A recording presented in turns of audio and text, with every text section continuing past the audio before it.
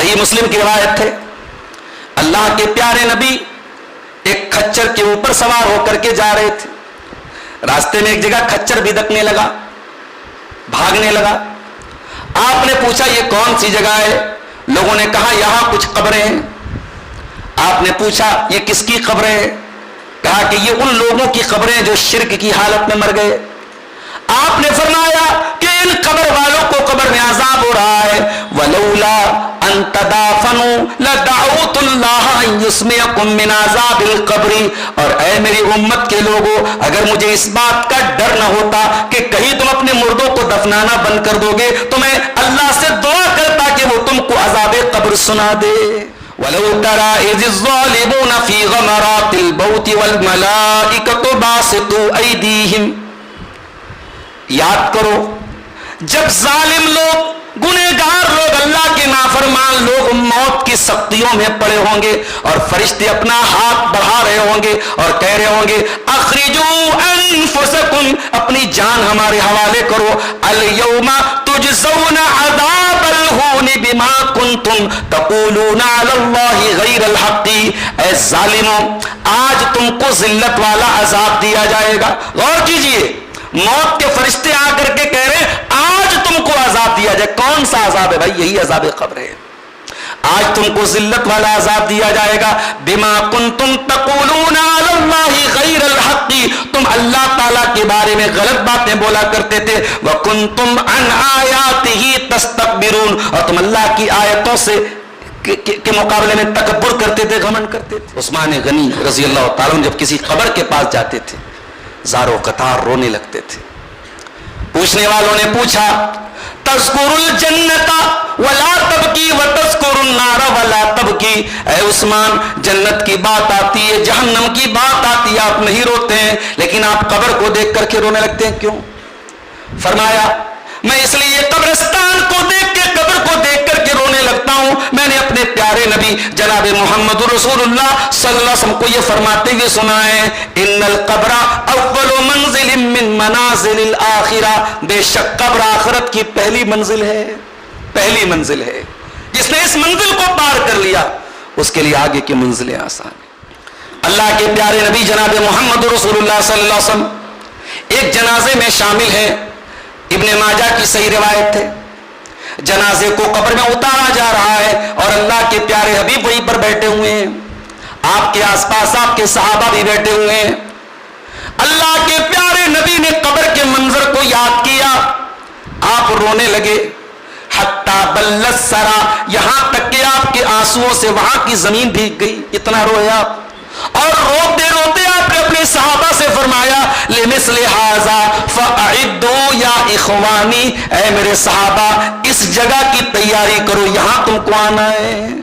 جگہ جی لگانے کی دنیا نہیں ہے، یہ عبرت کی جا ہے تماشا نہیں ہے، جہاں میں ہے عبرت کے ہر سو نمونے، مگر تجھ کو اندھا کیا رنگ بو نے، کبھی غور سے بھی یہ دیکھا ہے تو نے، جو معمور تھے وہ محل اب ہے سونے، جگہ جی لگانے کی دنیا نہیں ہے، یہ عبرت کی جا ہے تماشا نہیں ہے۔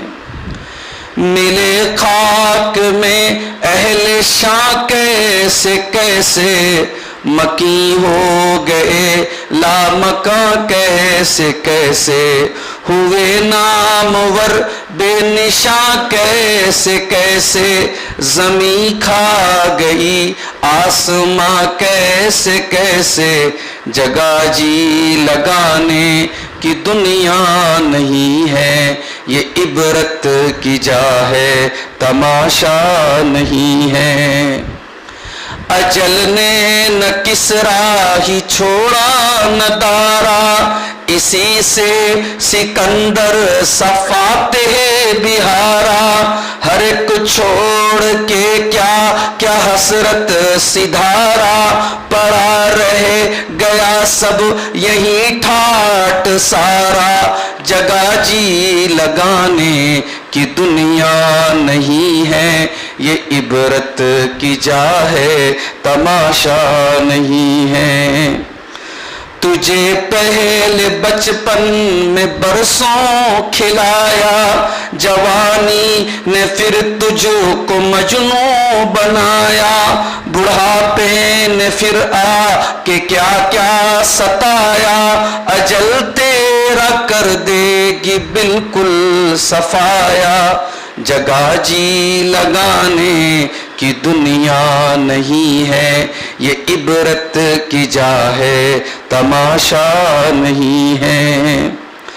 यही तुझको धुन है रहूं सब से बाला, हो जीनत निराली हो फैशन निराला, जिया करता है क्या यूं ही मरने वाला, तुझे हुस्न ज़ाहिर ने धोखे में डाला, जगह जी लगाने की दुनिया नहीं है, ये इबरत की जा है तमाशा नहीं है।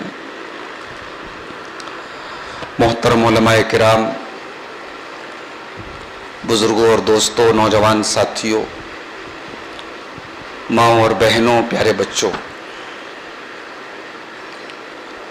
लल्लापुरा की इस मस्जिद में जो अवाम में शेख शाहिद जुनैद रहमहुल्लाह की मस्जिद के नाम से मशहूर और मारूफ है, काफ़ी अरसे के बाद इस मस्जिद में किसी दीनी प्रोग्राम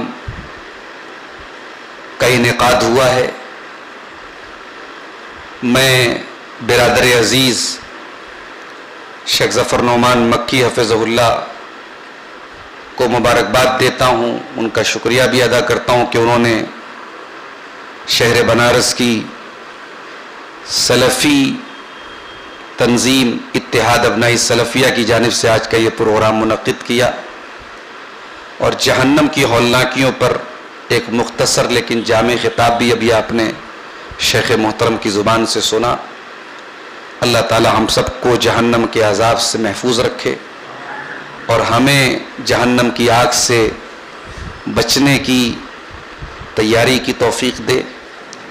मैं चूँकि शेख ने जो मौजू छेड़ा है वो आखिरत से रिलेटेड है, उसी से ताल्लुक़ रखने वाला एक मौजू, आखिरत में जो कुछ भी होगा उसके पहले एक और मरहला हमें फेस करना है, एक और जिंदगी हमें गुजारनी है, और ये वो जिंदगी है जिसे हम कब्र की जिंदगी कहते हैं। जिस तरीके से जहन्नम बड़ी हौलनाक होगी और जहन्नम की शिद्दत के बारे में भी आपने सुना, वैसे ही कब्र का मामला बहुत खतरनाक होगा। अल्लाह के प्यारे नबी फरमाते हैं, मा रअयतु मंजरन कत्तु अफ़ज़अ मिनल क़ब्र, मैंने कब्र से ज्यादा खतरनाक कोई मंजर नहीं देखा है। अल्लाह के रसूल से सच्चा तो कोई नहीं है इंसानों में। नबी अकरम खुद फरमा रहे हैं, आपको अल्लाह ताला की तरफ से दिखाया गया कब्र का मंजर। आपने कहा, मा रअयतु मंजरन कत्तु अफ़ज़अ मिनल क़ब्र, मैंने कब्र से ज्यादा खतरनाक कोई मंजर नहीं देखा। मेरे भाइयों, ये कब्र का जो मरहला है ये हमारे मरने के बाद शुरू होता है, और मरना जिसे हम मौत कहते हैं, ये इस कायनात की वो सच्चाई है जिसका कोई इनकार नहीं कर सकता। अभी आपने पूरी नज्म सुनी कि अजल यानी मौत से किसी को छुटकारा नहीं।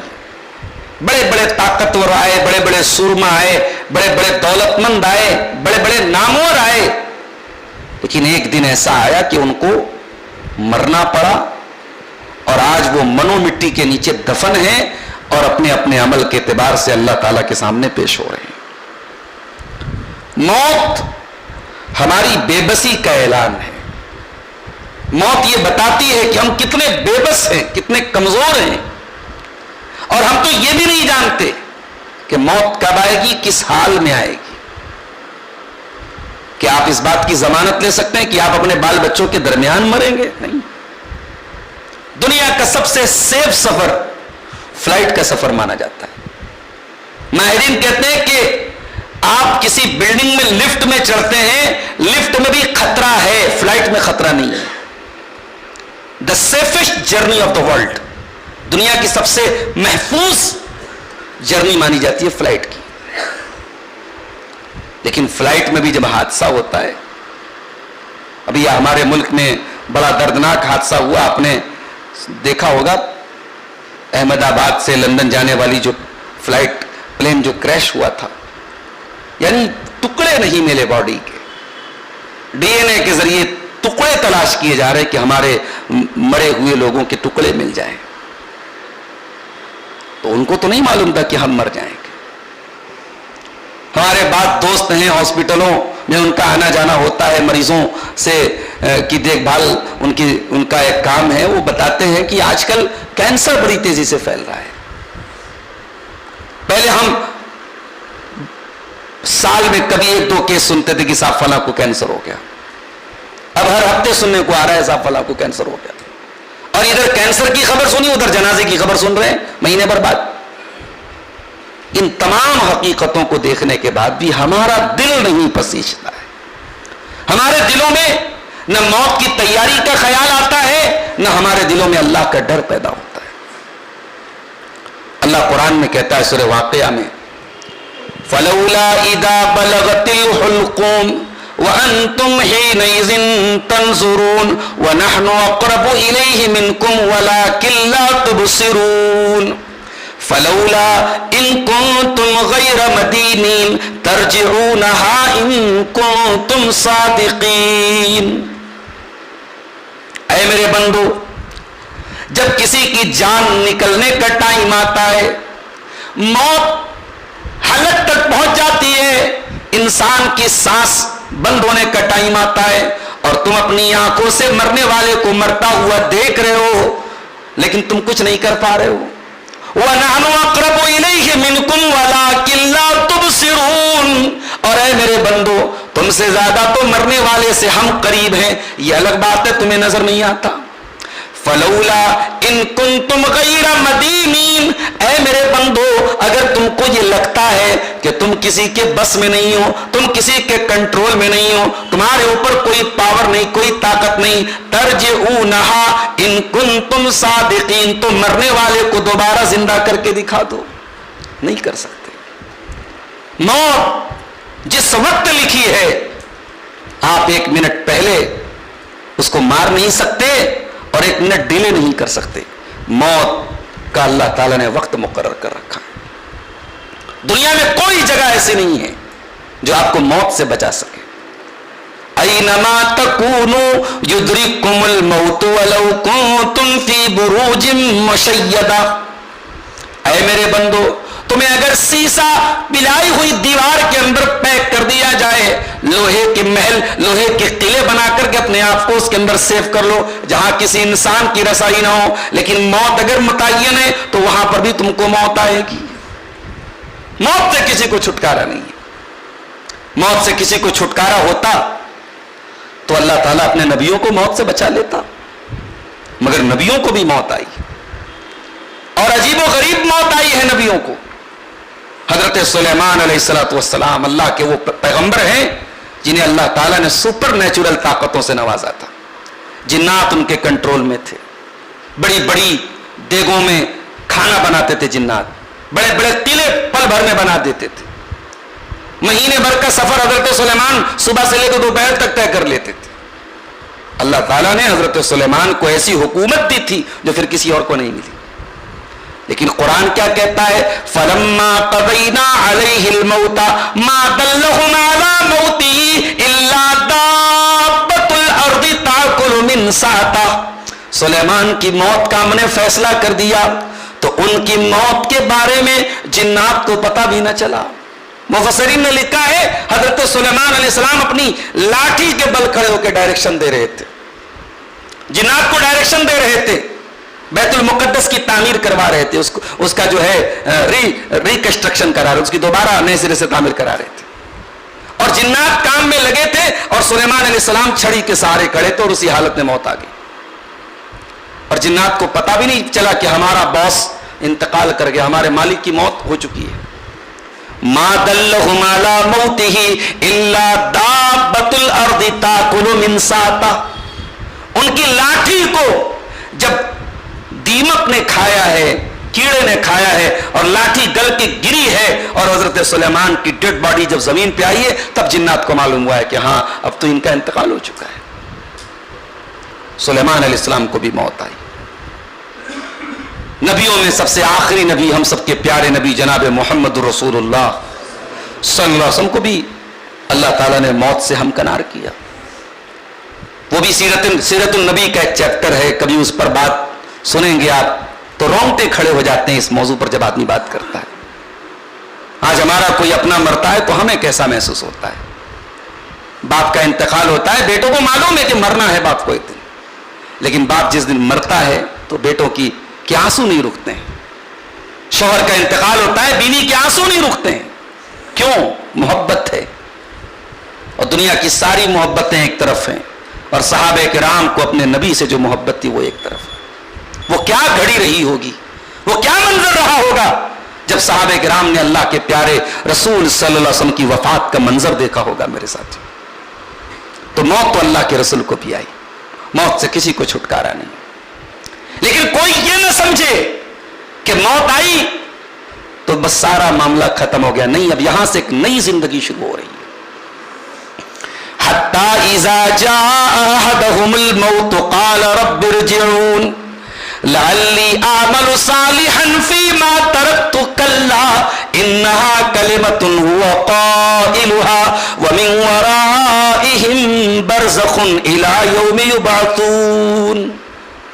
ऐ मेरे बंदे, जब तेरी मौत का टाइम आता है, बंदा कहता है अल्लाह मुझे एक बार दुनिया में दोबारा जाने का मौका देते। दुनिया में दोबारा जाने का मौका मांग रहा है। क्यों?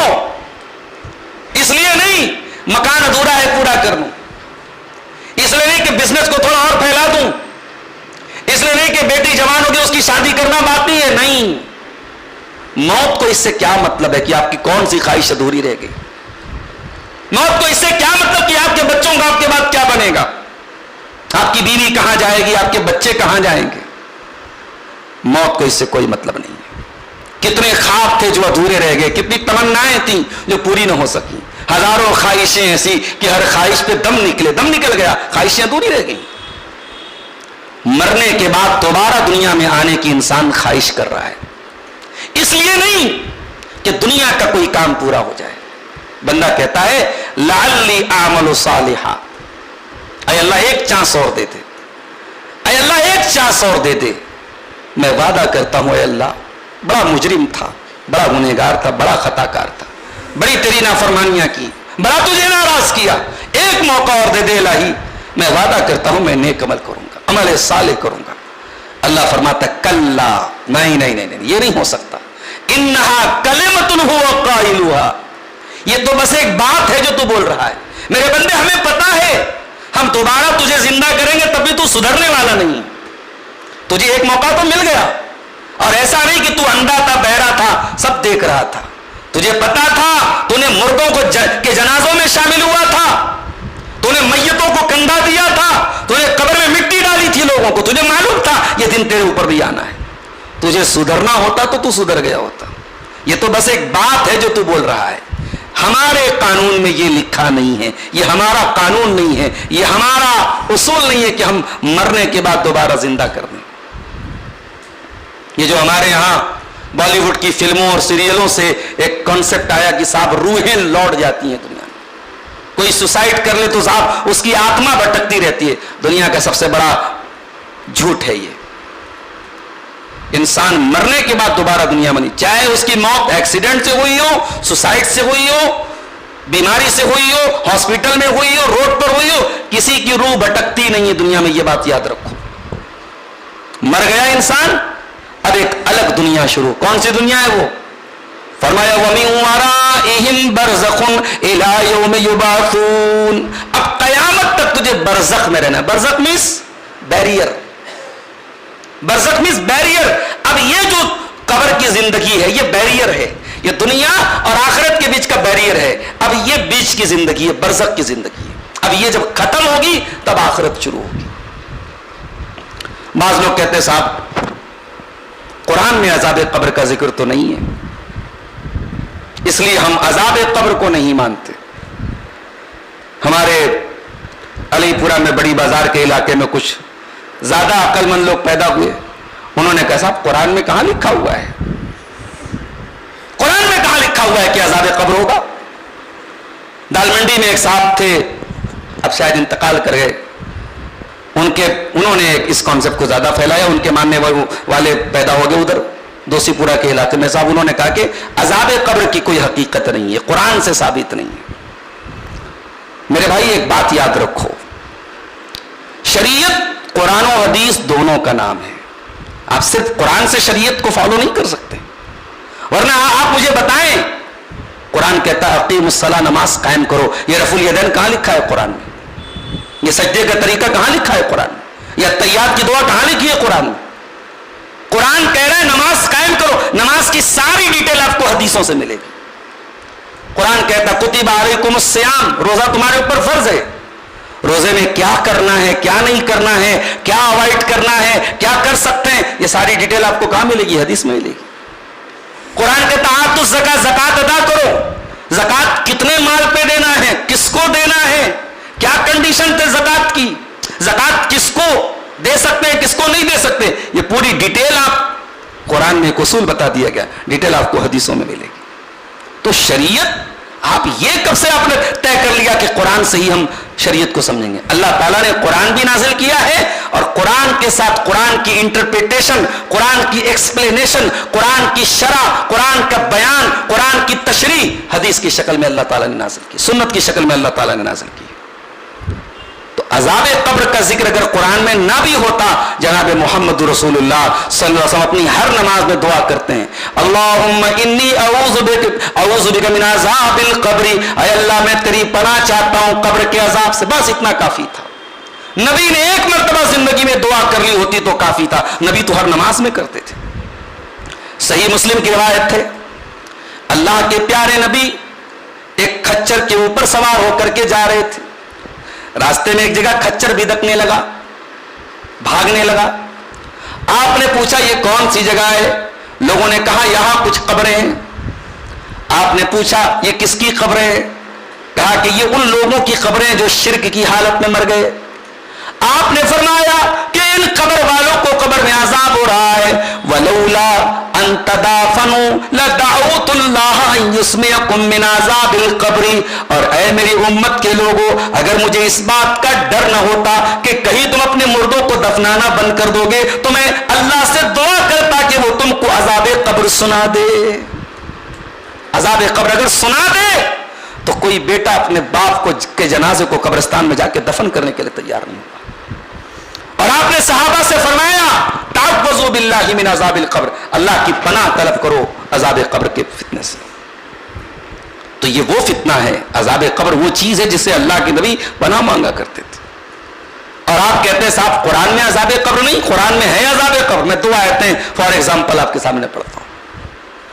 पहली आयत सूरह अनाम में अल्लाह ने फरमाया वलौ तरा इज़्ज़ालिमूना फी गमरातिल मौति वल मलाइकतु बासितू ऐदीहिम, याद करो जब जालिम लोग, गुनहगार लोग, अल्लाह के नाफरमान लोग मौत की सख्तियों में पड़े होंगे और फरिश्ते अपना हाथ बढ़ा रहे होंगे और कह रहे होंगे अखरिजू अनफुसकुम, अपनी जान हमारे हवाले करो, अल यौमा तुजज़ौना अज़ाबल हून बिमा कुंतुम तक़ूलूना अलल्लाहि गैरल हक़्क़ि, ऐ जालिमों आज तुमको जिल्लत वाला अजाब दिया जाएगा। गौर कीजिए, मौत के फरिश्ते आकर के कह रहे हैं आज तुमको अजाब दिया जाए। कौन सा अजाब है भाई? यही अजाब कब्र है।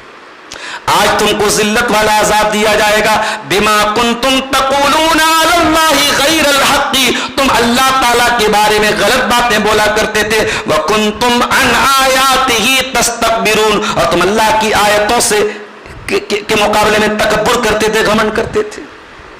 ایک دلیل یہ ہو گئی، اور دوسری دلیل سورہ غافر کی یہ آیت اپنے سامنے رکھیے، وحاق بآل فرعون سوء العذاب، آل فرعون کو سخت عذاب نے گھیر لیا، النار یعرضون علیہا غدوا وعشیا، اور آل فرعون کو صبح شام آگ کے اوپر پیش کیا جاتا ہے، آگ کا عذاب دیا جاتا ہے، وَيَوْمَ تَقُومُ السَّاعَةُ أَدْخِلُوا آلَ فِرْعَوْنَ أَشَدَّ الْعَذَابِ، اور جس دن قیامت قائم ہوگی اس دن کہا جائے گا آل فرعون کو اور بہت بڑے عذاب میں ڈالو۔ تو یہ کون سا عذاب ہے جو صبح شام آل فرعون کو دیا جا رہا ہے، فرعون کو دیا جا رہا ہے، فرعون کے چیلوں اور چمچوں کو دیا جا رہا ہے؟ یہ وہی عذاب قبر ہے میرے پیارے ساتھ۔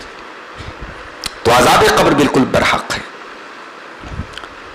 حضرت عثمان غنی نبی کے داماد، نبی کے وہ داماد جن کے نکاح میں نبی کی 2 بیٹیاں تھیں، اور یہ وہ نبی کے داماد ہیں جن کا خاندان بنو امیہ تھا۔ آج ہمارے کچھ بھائیوں نے بنو امیہ کا نام گالی بنا دیا، بڑا خراب خاندان تھا۔ اچھا بھائی، بڑا خراب خاندان تھا، نبی نے 2 بیٹیاں دے دی اس خاندان میں۔ بڑا خراب خاندان تھا، نبی نے اس خاندان کی ایک بیٹی کو ایک عورت کو بیوی بھی بنا لیا، اسی خاندان کی بنو امیہ کی حضرت ابو سفیان کی بیٹی تھی، حضرت معاویہ کی بہن تھی، حضرت ام حبیبہ رضی اللہ تعالیٰ عنہ اللہ کے رسول کی زوجہ محترمہ تھی، ام المومنین تھی۔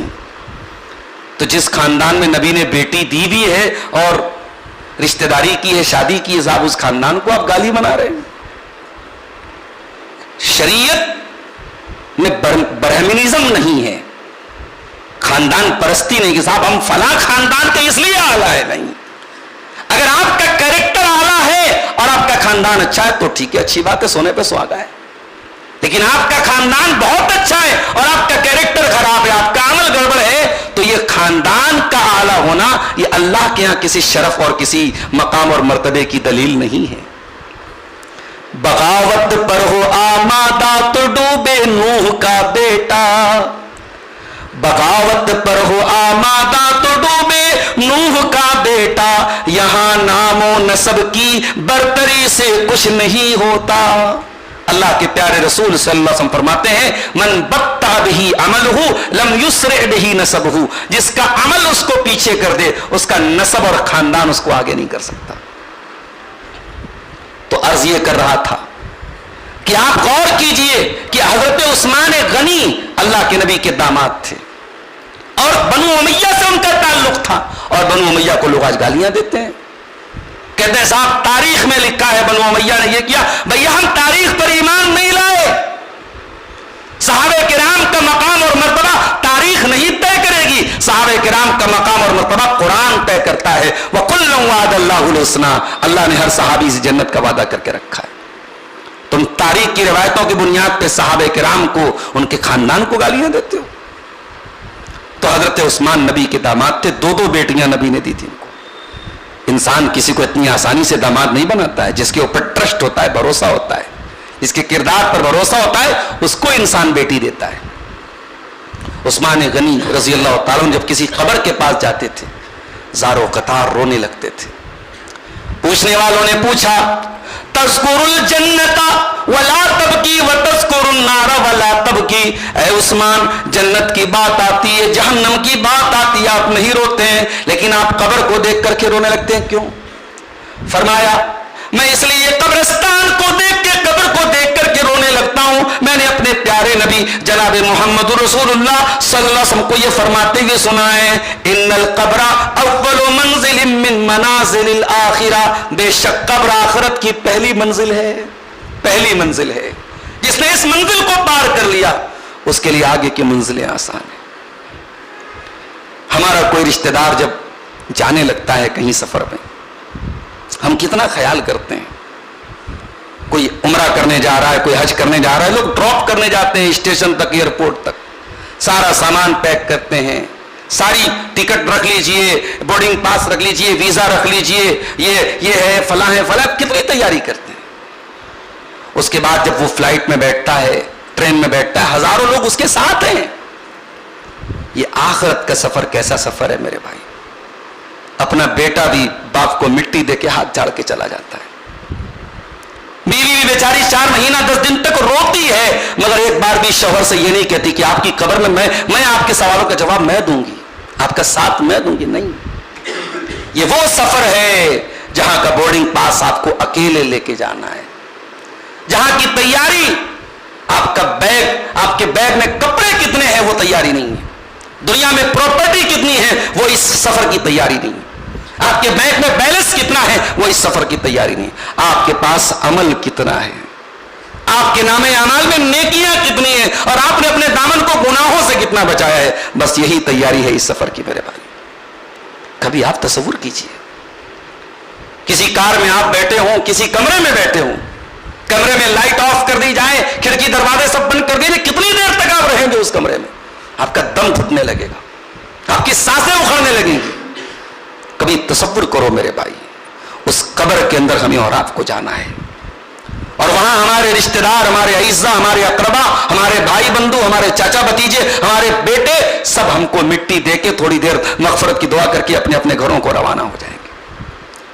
اچھا، بڑی عجیب بات ہے، مرتے ہی انسان کی آئیڈینٹی ختم ہو جاتی ہے. بھائی کسی کا انتقال ہو گیا تو کوئی یہ نہیں کہتا حاجی صاحب کو لے کے آؤ، میت کو لے کے آؤ، جنازے کو لے کے آؤ، میت کو نہلاؤ.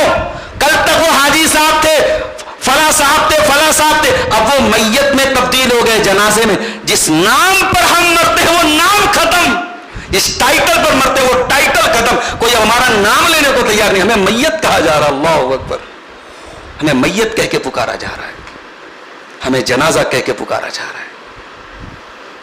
دنیا میں ہم نہاتے ہیں تو باتھ روم میں کنڈی بند کر کے نہاتے ہیں. دنیا کے بڑے پرائیویٹ مومنٹس میں ہوتا ہے انسان کے نہانے کا عمل. آج کیا بے بسی ہے انسان کی کہ آج دوسرے اس کو نہلا رہے ہیں. اس کے پیٹ میں گندگی ہے، دوسرے پیٹ دبا کے اس کی گندگی کو نکال رہے ہیں. اس کے اگر لیٹرین اور پیشاب وغیرہ اس کے بدن میں پھنسی ہے، نہلانے والا اس کو صاف کر رہا ہے. اس کے کرتے کو کینچی سے کاٹ کے اس کی آستین سے اس کے بدن سے کپڑے کو نکالا جا رہا ہے. دنیا میں وہ نہاتا تھا، اس کا اپنا فیس واش ہوتا تھا، اپنا شیمپو ہوتا تھا، اپنا باڈی واش ہوتا تھا. آج وہ یہ نہیں کہہ سکتا کہ صاحب میں تو لکس سے نہاتا تھا، میں تو لائف بوائے سے نہاتا تھا، یہ تم کیوں مجھے سادے پانی سے کیوں نہلا رہے ہو، مجھے بیل کی پتی سے کیوں نہلا رہے ہو؟ وہ نہیں کہہ سکتا. وہ انسان کی بے بسی، اس کی موت کا یہ منظر یاد کرو میرے بھائی تو سمجھ میں آتی. ہائے مال، ہائے مال، جس مال کے لیے انسان جھوٹ بولتا ہے، لوگوں کو بیوقوف بناتا ہے، حلال حرام ایک کرتا ہے، یہ مال آپ کے دم توڑتے ہی، آپ کی سانس کے اگڑتے ہی آپ سے ناتا توڑ دیتا ہے. آپ کے کفن کی جیب میں، آپ کے کفن میں کوئی جیب نہیں ہوگی جس میں آپ نوٹوں کی گڈیوں کو لے کے جا سکیں، اور فرشتے رشوت بھی نہیں لیتے ہیں. جی، یہ نوٹوں کی گڈیاں دنیا میں کام آتی ہے، بس مرتے ہی سارا کام ختم. تو میرے بھائیوں، اس زندگی کی تیاری کرو، اس قبر کی زندگی کی تیاری کرو. اللہ کے پیارے نبی جناب محمد رسول اللہ صلی اللہ علیہ وسلم ایک جنازے میں شامل ہیں. ابن ماجہ کی صحیح روایت ہے. جنازے کو قبر میں اتارا جا رہا ہے اور اللہ کے پیارے حبیب وہیں پر بیٹھے ہوئے ہیں. آپ کے آس پاس آپ کے صحابہ بھی بیٹھے ہوئے ہیں. اللہ کے پیارے نبی نے قبر کے منظر کو یاد کیا، آپ رونے لگے. حتی بلت سرا، یہاں تک کہ آپ کے آنسوؤں سے وہاں کی زمین بھیگ گئی، اتنا روئے آپ.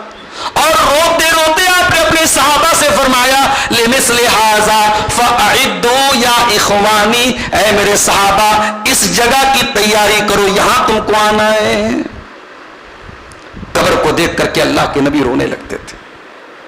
اپنی ماں کی قبر پہ آپ گئے، جس ماں کو آپ نے 6 سال کی عمر میں کھو دیا تھا. صحیح مسلم کی روایت ہے، ماں کی قبر پہ آپ گئے، فبکا وابکا من حولہ، آپ رونے لگے اور آپ کے آس پاس کے صحابہ بھی آپ کو روتا ہوا دیکھ کر کے رونے لگے. آپ نے کہا میں نے اللہ سے اجازت مانگی تھی کہ میں اپنی ماں کے لیے مغفرت کی دعا کرنا چاہتا ہوں. اللہ نے مجھے اجازت نہیں دی. اللہ اکبر. ہم اور آپ اگر اس لائق ہیں کہ اپنی ماں کے لیے مغفرت کی دعا کر سکتے ہیں تو ہمیں خوش نصیب سمجھنا چاہیے اپنے آپ کو. اللہ نے اگر ہمارے ماں باپ کو ایمان کی دولت سے نوازا ہے, بہت بڑی نعمت ہے میرے بھائی.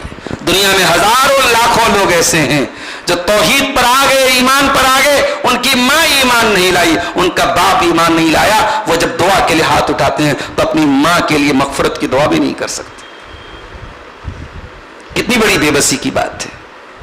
اللہ کے نبی کہہ رہے ہیں مجھے ماں کے لیے مغفرت کی دعا کی اجازت نہیں دی گئی. پھر میں نے اللہ سے اجازت مانگی کہ میں اپنی ماں کی قبر پہ جانا چاہتا ہوں. اللہ نے اجازت دے دی. میں آج اپنی ماں کی قبر پہ آیا ہوں. فزور القبور, تو تم بھی قبرستان آیا کرو. فإنها تذکرکم الآخرہ, قبرستان آنے سے آخرت کی یاد آتی. معاف کیجئے گا, ہم پتھر دلوں کو آج قبرستان میں بھی آخرت یاد نہیں آتی. بنارس کے کئی قبرستان میں جانتا ہوں جہاں بیٹھ کر کے ہمارا نوجوان موبائل دیکھتا ہے. کئی قبرستان میں جانتا ہوں جہاں بیٹھ کر کے ہمارا نوجوان جوا کھیلتا ہے, شرابیں پیتا ہے, نشہ کرتا ہے. ہم اتنے پتھر دل کب سے ہو گئے میرے پیارے ساتھیوں. جس قبر کو دیکھ کے صحابہ رونے لگتے تھے, اللہ کے نبی رونے لگتے تھے, وہ قبر بھی آج ہمارے دلوں کو جھنجھوڑنے کے لیے, ہمیں بدلنے کے لیے کافی نہیں ہے. اور تفصیل کا موقع نہیں ہے, وقت ختم ہو رہا ہے. آپ کبھی موقع ملے ان حدیثوں کو پڑھیے. بڑی تفصیلی روایتیں ہیں کہ مرنے کے بعد انسان کے ساتھ قبر میں کیا کیا ہوتا ہے. انسان اگر مومن ہے, نیک عمل کرنے والا ہے, اس کی قبر کو اللہ تعالیٰ جنت کی ایک کیاری بنا دیتا ہے. البسوا لہ من لباس الجنہ, البسوہ من لباس الجنہ, اس آدمی کو جنت کا لباس پہنو. افرشوا لہ من فراش الجنہ, اس کے لیے جنت کا بستر بچھا دو. وافتحوا لہ بابا الی الجنہ, اس کے لیے جنت کی کھڑکی کھول دو.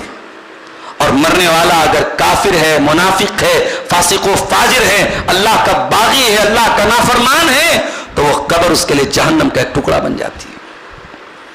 اور قبر میں 3 سوال سب سے کیا جائے گا. ہے یاد آپ کو یہ 3 سوال؟ یہ 3 سوال رٹا مار کر کے یاد کرنے سے کام نہیں بنے گا. 3 سوال ہوگا, سب سے ہوگا, آپ سے بھی ہوگا, مجھ سے بھی ہوگا. من ربوں کا, من نبیوں کا, ما دینوں کا. تیرا رب کون ہے, تیرے نبی کون ہے, تیرا دین کیا ہے. اب ہم لوگ بیٹھ کے رٹا مار لے, ربی اللہ, میرا رب اللہ ہے, میرا دین اسلام ہے, اور میرے نبی محمد صلی اللہ علیہ وسلم ہے. رٹا مارنے سے یہ جواب نہیں نکلے گا قبر میں. ان سوالوں کو سمجھنا اور اس کے تقاضے پر عمل کرنا. جس نے اللہ کو رب کہا ہے وہ کسی غیر کے در پہ کبھی سر نہیں جھکائے گا. بیماریاں آئے تو آتی رہیں, تکلیفیں آتی ہے تو آتی رہیں, مصیبتیں آتی ہے تو آتی رہیں, وہ صبر سے کام لے گا. اللہ کے در کو چھوڑ کے کبھی کسی غیر کے در پہ نہیں جائے گا. جو دنیا میں محمد رسول اللہ کو اپنا نبی مانے گا, وہ کسی اور کو یہ مقام نہیں دے گا کہ اس کی ہر بات مانی جائے گی. وہ کسی اور کو یہ اتھارٹی نہیں دے گا کہ اس کا ہر عمل حجت ہے, اس کی ہر بات حجت ہے. یہ اتھارٹی, یہ مقام, یہ درجہ اگر کسی کو دے گا تو جناب محمد رسول اللہ صلی اللہ علیہ وسلم کو دے گا.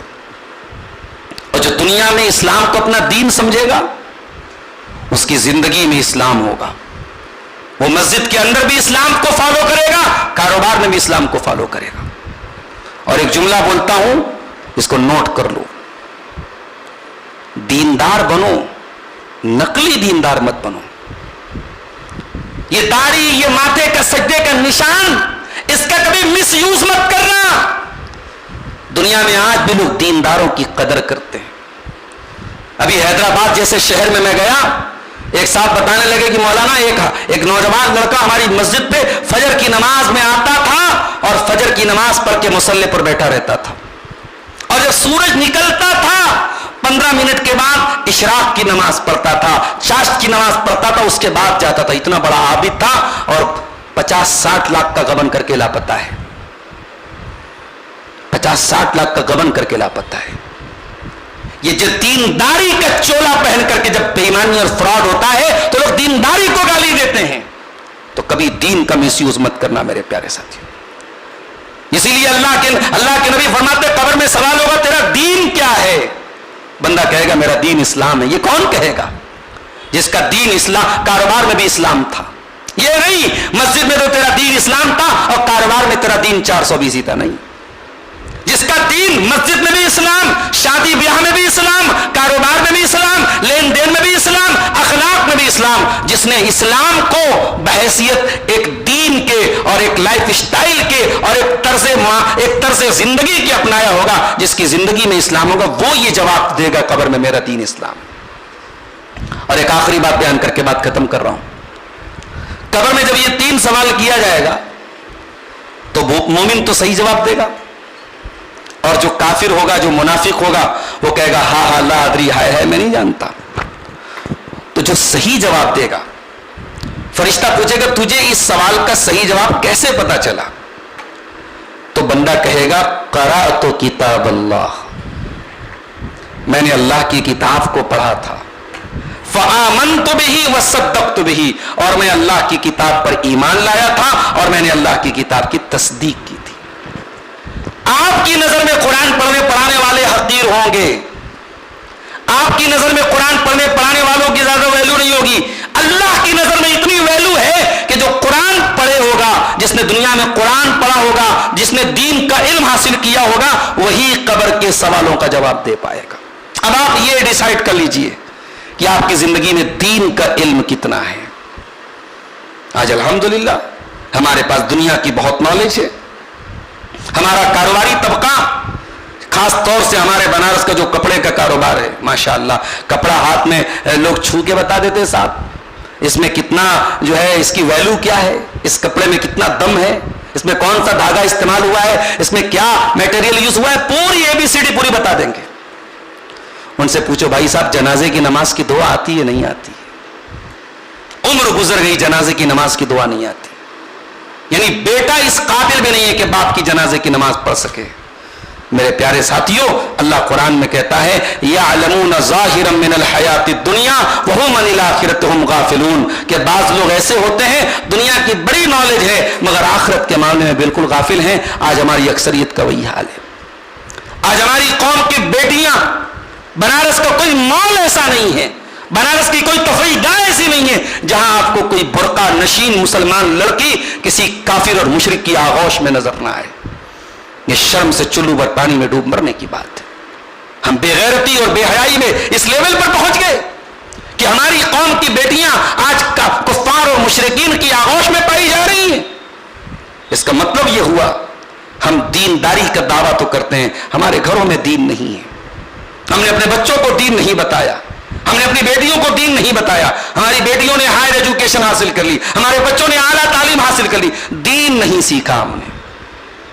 جمعہ کا خطبہ ہوتا ہے آدھا گھنٹے کا, اس میں بھی ہمارا نوجوان بیچارہ اگر 1 بجے جمعہ کی جماعت کھڑی ہونے والی تو 12:55 میں وہ مسجد میں داخل ہوتا ہے.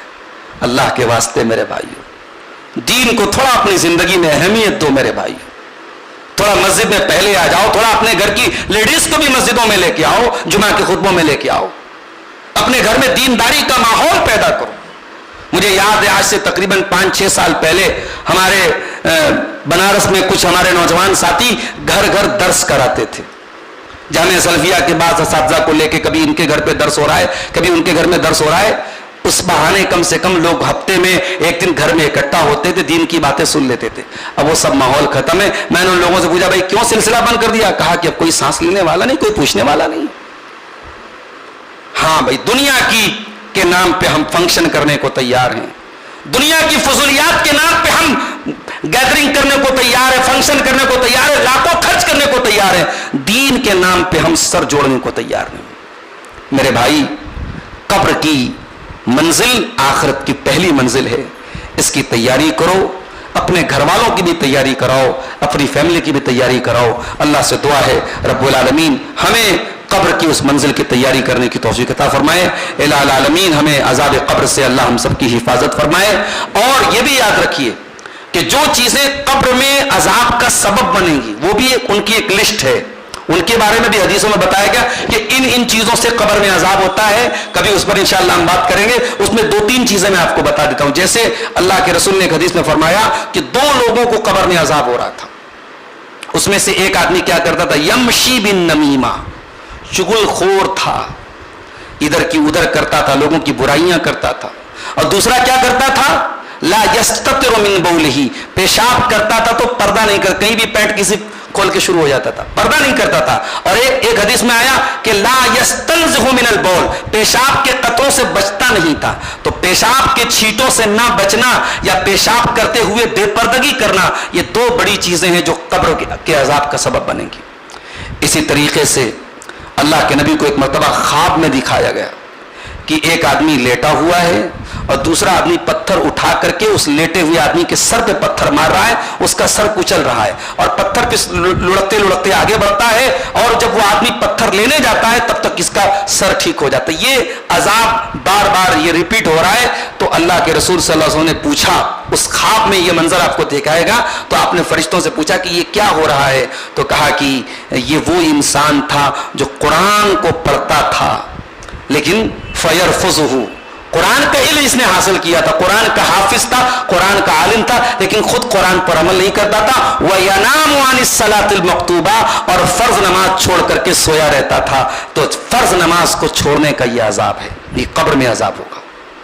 इसी तरीके से अल्लाह के नबी ने एक हदीस में, बुखारी की एक हदीस में फरमाया कि मैंने एक तंदूर देखा, तंदूर के अंदर कुछ मर्द औरत नंगे उल्टे लटके हुए थे और नीचे से एक आग का शोला निकलता है जो उनकी शर्मगाहों में दाखिल होता है, वो चिल्लाने लगते हैं।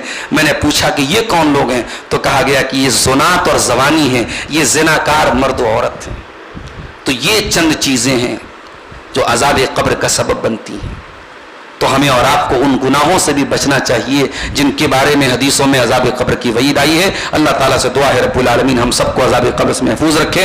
अल्लाह दुनिया और आखिरत में हमें हर किस्म की बलाओं और मुसीबतों से अल्लाह ताला हम सबकी हिफाजत फरमाए। आज के इस प्रोग्राम को जिन भाइयों ने मुनक़िद किया है, अल्लाह उनकी इस कोशिश को कबूल फरमाए और मज़ीद इस मस्जिद में गाहे बगाए हम सबको दीनी मजलिसों को मुनक़िद करने की तौफ़ीक़ अता फरमाए। अल्लाह ताला हमें मस्जिदों से जोड़ दे, दीन से जोड़ दे, हमारे नौजवानों को दीन से जोड़ दे, हमारी ख़वातीन को दीन से जोड़ दे। अल्लाह हमारे मरहूमीन की मग़फ़िरत फरमाए, अल्लाह हमें सेहत और तंदुरुस्ती अता फरमाए, हमारे बीमारों को शिफा अता फरमाए। हमारे जो भाई तिजारत और कारोबार में से वाबस्ता हैं, परेशान हाल हैं, अल्लाह उनके कारोबार में बरकत अता फरमाए, रिज़्क़ हलाल की हम सबको तौफ़ीक़ अता फरमाए। जब तक हम दुनिया में जिंदा रहें इस्लाम पर जिंदा रहें और हम सबका खात्मा ईमान पर हो। आमीन। व आखिर दावाना अनिल हम्दुलिल्लाहि रब्बिल आलमीन। वस्सलामु अलैकुम।